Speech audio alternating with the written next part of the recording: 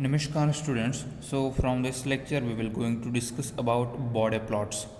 So मैंने frequency response के first lecture में आपको बताया था कि हम फ्रीक्वेंसी रिस्पॉन्स एनालिसिस के लिए 3 प्लॉट्स है वो डिस्कस करने वाले हैं। सबसे पहले हमने कंप्लीट किया polar plot, then Nyquist plot, और आज के लेक्चर से स्टार्ट करेंगे व्हाट इज़ बोडे प्लॉट। ठीक है, सो बोडे प्लॉट को लॉगरिथमिक प्लॉट भी कहते हैं। सो अगर आप बोडे प्लॉट बोलो या फिर लॉगरिथमिक प्लॉट बोलो, दोनों सेम चीज़ है। So the logarithmic plot consist of 2 graphs. ठीक है, सो उसमें हम 2 ग्राफ के बारे में डिस्कस करेंगे। The first will be the logarithmic of G J omega. Let's say our transfer function is G of S and in frequency domain we will write as gj omega. So first thing is the magnitude of gj omega, and the other plot that we will going to discuss about the phase angle of gj omega. Okay, now both are the plot with respect to the frequency in logarithmic scale. ठीक है, so जब भी हम इसको draw करेंगे तो हमारी जो फ्रीक्वेंसी होगी that means we are going to vary the value of omega and that will be in scale of log. Okay, so इसको हम कहते हैं लॉगरिथमिक प्लॉट और बोडे प्लॉट।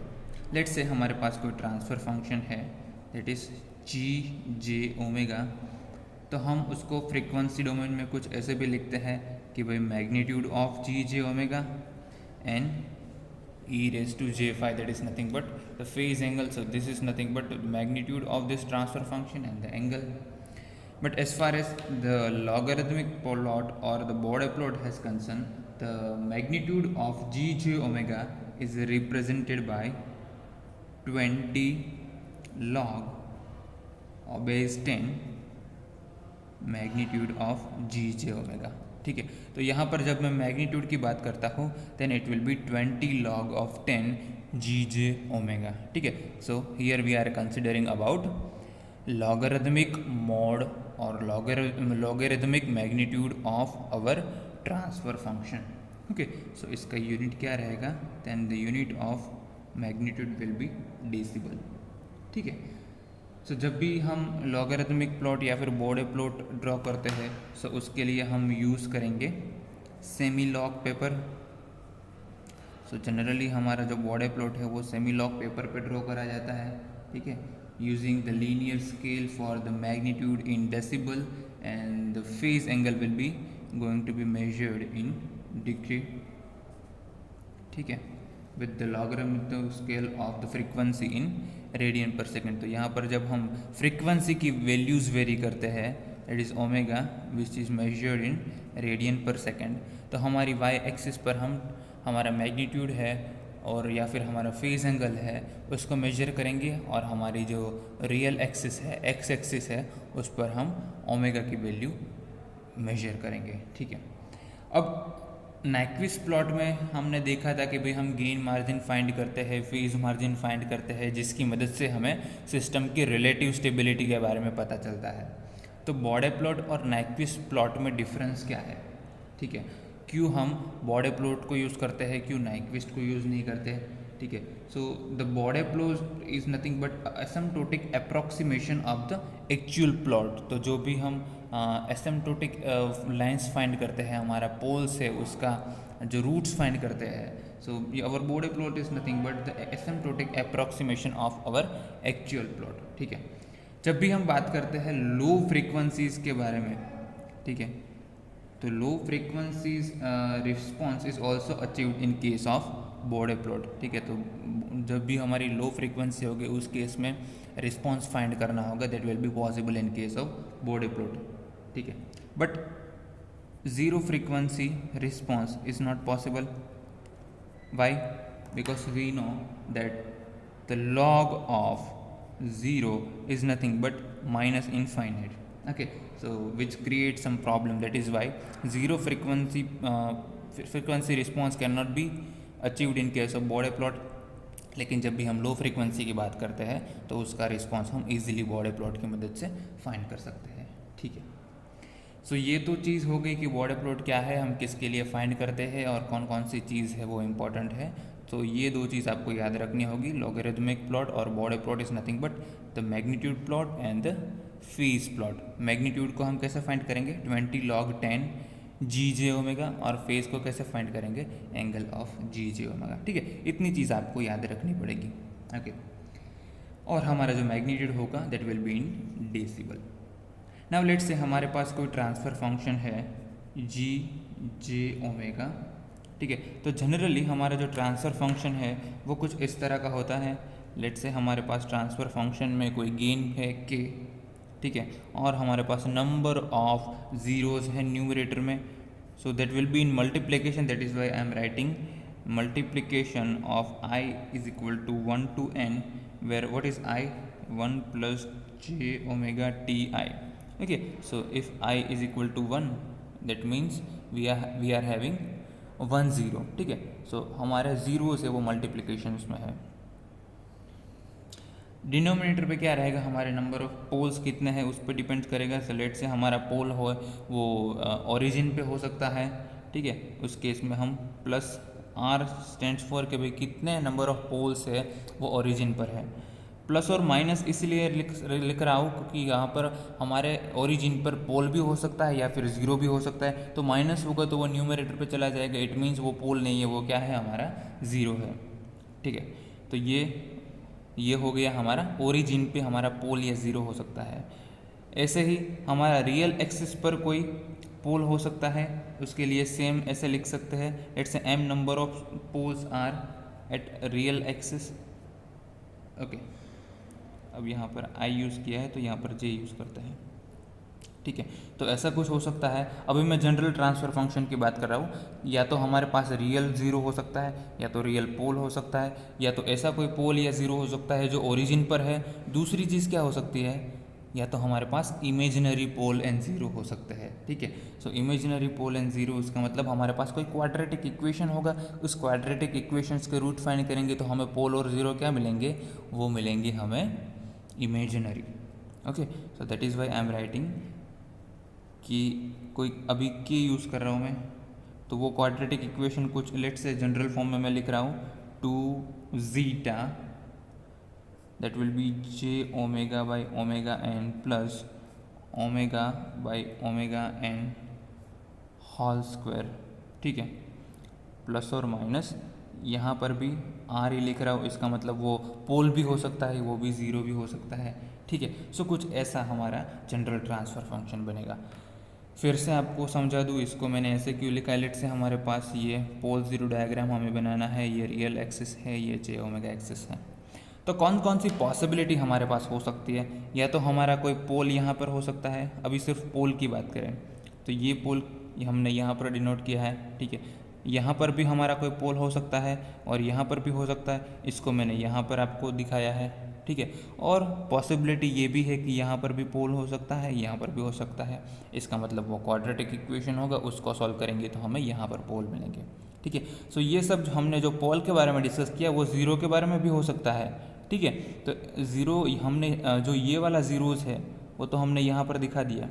ठीक है, अब यहाँ पर ज़ीरो होता तो वो क्या होता, उसको हम कैसे डिनोट करते हैं, जे ओमेगा से। ठीक है, क्योंकि वो ज़ीरो कहाँ पर होगा, ओरिजिन पर। ठीक है, इसके रूट्स फाइंड करेंगे तो आपको मिलेगा कि भाई हमारा ज़ीरो है वो एक्चुअली कहाँ पर है, ओरिजिन पर है। तो यही हमने दर्शाया है, इसको माइनस है तो माइनस रखेंगे तो वो न्यूमरेटर पर चला जाएंगे, इसका मतलब वो पोल नहीं है, वो ज़ीरो है। सेम क्वाड्रेटिक इक्वेशन के बारे में भी देखेंगे तो यहाँ पर हो सकता है, तो माइनस होगा तो वो न्यूमरेटर पे होगा, इसका मतलब वो ज़ीरोज़ है हमारे। ठीक है, तो ये जनरल ट्रांसफ़र फंक्शन हमने दिखा दिया है जिसमें सारी पॉसिबिलिटीज़ है पोल एंड ज़ीरो के लोकेशंस की, जिसको हमने कंसिडर किया है। तो ऐसा ट्रांसफ़र फंक्शन हो सकता है, इसके ज़्यादा तो हमारा हो नहीं सकता। ठीक है, तो अगर हम सिर्फ ट्रांसफ़र फंक्शन की बात करें, हमारा जो ट्रांसफ़र फंक्शन है, okay, so the basic factor that may occur in any transfer function, तो वो कौन कौन से हो सकते हैं, कौन कौन से फैक्टर्स है इसमें हमें दिखाई दे रहे हैं। ठीक है, so first factor is gain के। ठीक है, एक ये फैक्टर हो सकता है। दूसरा कौन सा फैक्टर हो सकता है, दूसरा हो सकता है या तो पोल्स और ज़ीरोज़। अभी मैं लिख रहा हूँ तो अभी ध्यान दीजिए, यहाँ पर poles and zeros at which location, at origin. ठीक है। इसका मतलब ओरिजिन पर हमारे पोल्स एंड ज़ीरो हो सकते हैं, जो कि मैंने आपको यहाँ पर दिखाया। उस केस में हमारा ट्रांसफ़र फंक्शन क्या रहेगा, जे ओमेगा रेस टू आर। अभी प्लस लिखूंगा इसका मतलब ये पोल है, माइनस लिखा है इसका मतलब ये ज़ीरो है, ठीक है, क्योंकि हमने ये डिनोमिनेटर पे रखा है। तो या ये हो सकता है हमारा ट्रांसफ़र फंक्शन। दूसरा कौन सा फैक्टर हो सकता है, दूसरा हो सकता है हमारा ये फर्स्ट ऑर्डर फैक्टर। सो इसको हम बोलते हैं फर्स्ट ऑर्डर पोल और ज़ीरो, ठीक है। उसको फर्स्ट ऑर्डर पोल और ज़ीरो भी बोल सकते हैं, और ये भी बोल सकते हैं कि भाई पोल और zero on the real axis, ठीक है। सो उसको हम लिखते हैं जे ओमेगा टी प्लस और माइनस, लेट्स एक है हमारे पास, ठीक है, तो इसलिए 1 लिख रहा हूँ, ठीक है। एक पोल है या फिर एक ज़ीरो है। और फोर्थ कंपोनेंट या फोर्थ फैक्टर कौन सा हो सकता है, that will be quadratic. So it means we have poles और zeros which are complex conjugate, ठीक है। और इसको मैं ऐसे भी लिख सकता हूँ कि भाई हमारे पास क्वाड्रेटिक इक्वेशन होगा, क्वाड्रेटिक फैक्टर, ठीक है। तो इसको हम ऐसे लिख सकते हैं गेन फैक्टर, ठीक है, पोल और zero at origin factor, first order factor और क्वाड्रेटिक फैक्टर। सो ये 4 टाइप्स के फैक्टर है, वो हमें ट्रांसफ़र फंक्शन में दिखेंगे। अब जब हम बोर्डे प्लॉट की बात करते हैं तो फिर से आपको बता दूँ, या तो हम क्या करने वाले हैं, उसका मैग्नीट्यूड फाइंड करने वाले हैं। मैग्नीट्यूड प्लॉट कैसा बनता है, उसका फेज प्लॉट कैसा बनता है, ठीक है, with respect to different values of frequency, and we are going to draw on the semi log paper. So all this thing will be going to be in logarithmic scale, ठीक है। So normal scale नहीं रहेगा, वो logarithmic scale रहेगा, ठीक है। उसको कैसे ड्रॉ करते हैं वो तो देखेंगे। तो जब भी हम बॉर्डर प्लॉट ड्रॉ करते हैं, हमारा फर्स्ट स्टेप होगा कि भाई जब भी हमारे पास ट्रांसफ़र फंक्शन है, उसके फैक्टर वाइज हमें पता चलना चाहिए कि भाई इसका लॉगरिथमिक प्लॉट या फिर बॉर्डर प्लॉट कैसा होगा, इसका कैसा होगा, इसका कैसा होगा। तो 1 बाय 1 अभी हम वही करेंगे। सबसे पहले बात करते हैं गेन के के बारे में, कि सिर्फ हमारे पास ट्रांसफ़र फंक्शन में गेन पैरामीटर के है, तो उसका बॉर्डर प्लॉट कैसा बनेगा, ठीक है। ये सब हम आज के लेक्चर में डिस्कस करेंगे। ये बाकी के 2, 3, 4 पॉइंट है वो नेक्स्ट लेक्चर में डिस्कस करेंगे, ठीक है। अभी सिर्फ इस लेक्चर में हमारा बॉर्डर प्लॉट क्या है, उसको हम कैसे यूज़ करते हैं, उसको कैसे ड्रॉ कर सकते हैं, और कौन कौन से फैक्टर है वो हमारे ओपन लूप ट्रांसफ़र फंक्शन में हो सकते हैं, और गेन पैरामीटर के होगा तो उसका बॉर्डर प्लॉट कैसा होगा, इतना हम आज के लेक्चर में डिस्कस करेंगे। बाकी के फैक्टर है वो नेक्स्ट लेक्चर में, ठीक है। लेट्स से हमारे पास कोई ट्रांसफ़र फंक्शन है जिसमें सिर्फ गेन पैरामीटर की है। तो मैंने आपको बोला है कि भाई हम बॉर्डर प्लॉट कैसे ड्रॉ करेंगे। सबसे पहले मैग्नीट्यूड ड्रॉ करेंगे और उसका एंगल फाइंड करेंगे। तो मैग्नीट्यूड कैसे करेंगे, दैट इज़ हमारे पास जी जे ओमेगा की वैल्यू अब यहाँ पर क्या है, सिर्फ की है, that is nothing but G J omega is nothing but k. हमें यहाँ पर कोई इमेजिनरी पार्ट है नहीं, तो मैं लिख सकता हूँ जे ज़ीरो ओनली, ठीक है। ये इमेजिनरी जे ज़ीरो है, तो सिर्फ मैग्नीट्यूड क्या रहेगा, ओके। सो लॉगरिथमिक मैग्नीट्यूड की बात करें, that will be 20 log of 10, और यहाँ पर मैग्नीट्यूड हमें मिला के, ठीक है। तो ये मिल गया हमें magnitude of our gain parameter. तो उसको कैसे ड्रॉ करेंगे, ठीक है। ये हमारी रही ओमेगा एक्सिस, ये हमारी मैग्नीट्यूड एक्सिस, जिसका यूनिट क्या होगा, डेसिबल, ठीक है। तो 20 log ऑफ के, अब के की डिफरेंट वैल्यूज़ के लिए हम log ऑफ के फाइंड करेंगे, we have to multiply by 20, so that will be something like this. उसका प्लॉट कुछ ऐसा बनेगा, ठीक है। Are you getting my point. जब फ्रीक्वेंसी की बात करते हैं तो यहाँ पर देखिए उसका इमेजिनरी पार्ट 0 है, रियल पार्ट के है। सो आप फाइंड करेंगे tan इनवर्स 0 बाई के, ठीक है। सो आप लोग को जो फेज मिलेगा, जो फेज एंगल मिलेगा वो क्या मिलेगा, 0 degree. So we can say phi is equal to 0 degree, ठीक है। तो उसको हम ड्रॉ ही नहीं कर सकते, 0 मतलब क्या आएगा, उसको फ्रीक्वेंसी ड्रॉ करेंगे तो वो 0 लाइन पर ही आएगा, ठीक है। So we don't have to worry about phase in case of gain parameter के, ठीक है। सो लेट्स से कोई एक और एग्जांपल लेते हैं जिसमें हमारे पास जो के की वैल्यू है वो है 10K, ओके। तो उसको हम कैसे फाइंड करेंगे।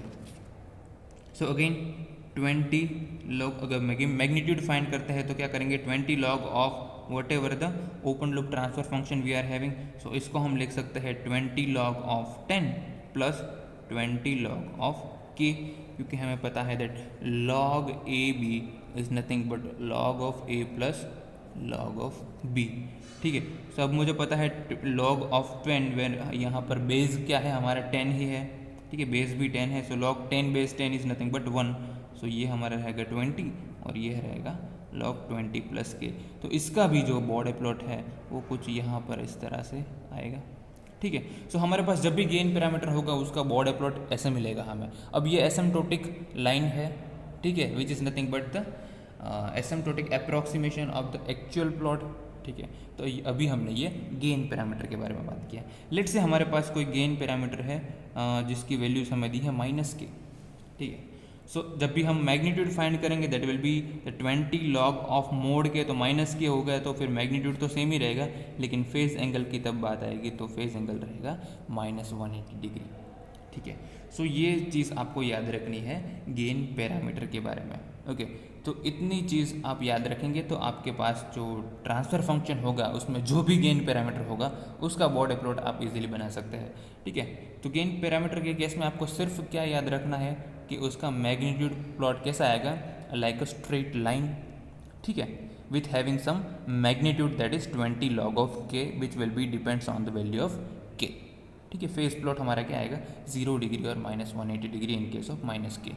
ठीक है. तो इतना आज के लेक्चर में रखते हैं. नेक्स्ट लेक्चर में डिस्कस करेंगे कि भाई हमारे पास ओरिजिन पर पोल हो, इसको हम कहते हैं, या तो ओरिजिन पर पोल हो तो उसको हम कहते हैं इंटीग्रेटर, और इंटीग्रेटर फंक्शन जीरोस को कहते हैं derivative function.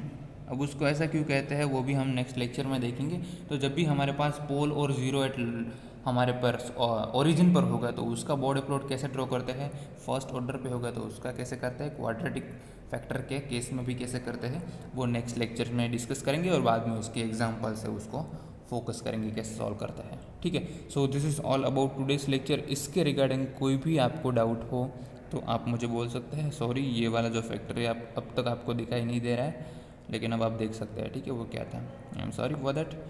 So I hope you understand each and everything. If you have any doubt, you can comment in the comment section or you can contact me directly. Thank you so much. See you guys next time.